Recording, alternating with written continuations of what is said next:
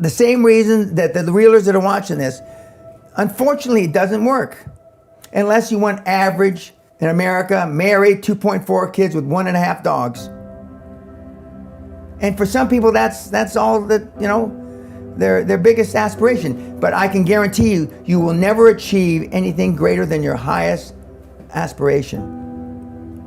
When Obama, who I didn't think much of as a president, but when Obama said, when he was a 19-year-old kid, I'm going to be the first black president in the United States, that was a big, bodacious goal. Millions of permutations had to occur for him to become president. But by God, he did it, so I take my hat off to him. And you will never exceed your highest and wildest expectation. You just won't. If you want $1 million, you'll make $1 million, not $1.5 million.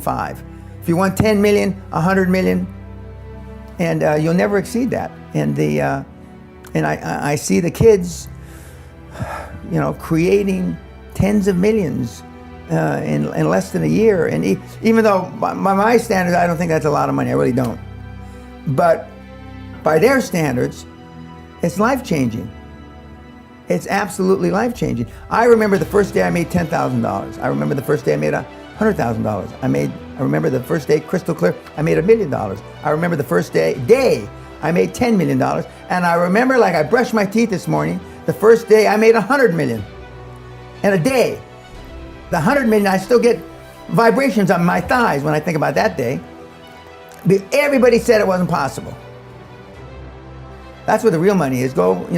If you want to make if you change 1 billion lives, that's a formula to become a billionaire and change the world.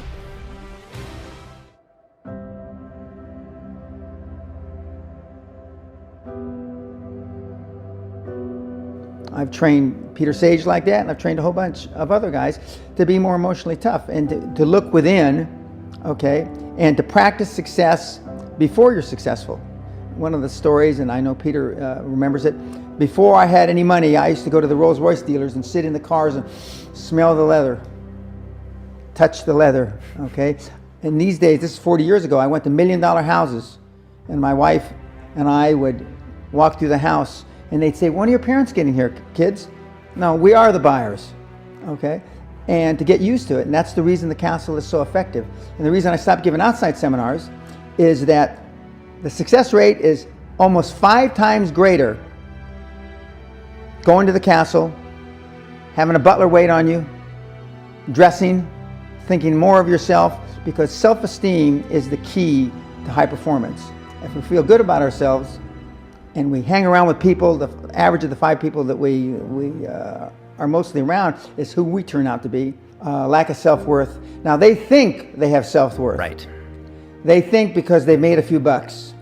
But in actuality, and when they measure it against the other 8, 10, 12 people sitting around the table, they realize, or they start to question, hell, maybe I was just lucky.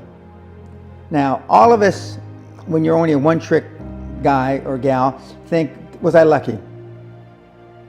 Now, I've done it so many times, I know I wasn't lucky.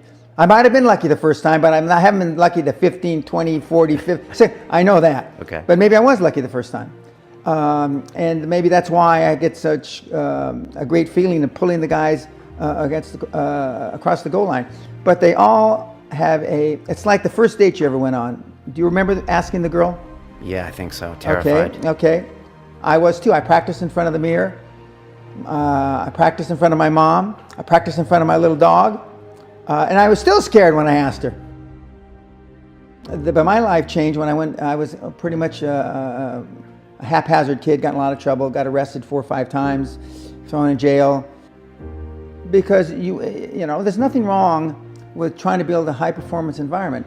Another one of my great influencers is Toyota automobile. He wrote a book called The Toyota Way, and he said, constant supervised stress. Constant supervised, actually I think he used the word organized stress. What does that mean? It means keep people accountable, right. Just like Peter Sage says. Right. Keep people, what gets measured gets accomplished. And I have signs on most of the business I'm involved in. When you walk in the door, there's a big thing about as big as that painting there. How much daily exercise? Okay. How much time on your affirmations? How much time on your goals? How much time building a dream team? how much time on creating new contexts that are high performance people that are outside the average of the 5 bums that you hung around with before the seminar. And some of those people that are detrimental to you, unfortunately, are your family. Because, as a parent, we all love our kids and we try to do our best, but we're not trained to be a high performance person. We're just not, unless you're a Rockefeller, unless you're a Kennedy, which is instilled in you for generations. Parents don't have any clue. The only benchmark that we use, did he go to Harvard? Did he go to Stanford? Did he go to Oxford? But there's a lot more benchmarks. Peter Sage is a good example. He didn't go anyplace.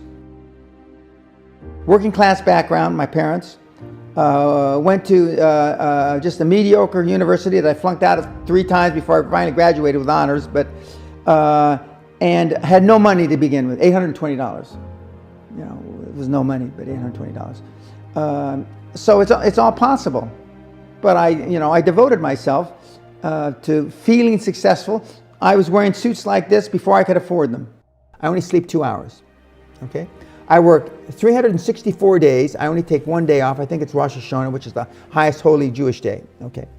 If you multiply that times 24 years, since I got out of school, he got out of school early. I think he went to Wharton, if I remember correctly. Yeah. Okay. I'm 88 years old. Well, when I did the numbers, and we have a chart about it, and I've done it, I've published it on Twitter, I'm 131 years old. In work years? Work years. Okay. I have 60 more years experience than another guy, almost 70, who worked 40 hours a week, 5 days, and he took 2 weeks off. He took 2 weeks off. Okay. But I've had this much more experience than virtually everybody that I knew. I'm going to make you give me 2 lists. One list, your goals. Intermediate, short-term, long-term goals, okay? Both in personal and business. Then you put another list together, and this is a good exercise for you guys to do. You put another list together and you say who you met with from Sunday midnight till Saturday midnight for 1 week. Who you talked to or who you met with, okay? And you put the list together. Okay, and let's say there's 50 people on this list. Or in your case, maybe 100, I don't know. Okay, on mine, it's a short list. Only the mentees, basically. 5 or 6 people outside the mentees, lawyers and accountants. Now, you put a number by every fucking person that you emailed, Skype, tweet, linked, and which one of your goals on this other side of the paper they have anything to do with. You will be staggered, stunned, gobsmacked, awestruck. How much time you're wasting with people that have no business being in your life to attain your goals? Correct. Okay. Hanging out with losers. Wasting your time with people that mean Correct. nothing to you. Okay. Show me your friends and I'll show you your future. A snowflake is a kid, a guy or a gal, mostly guys that melt under pressure. As opposed to what they tell me, snowflakes melt under pressure.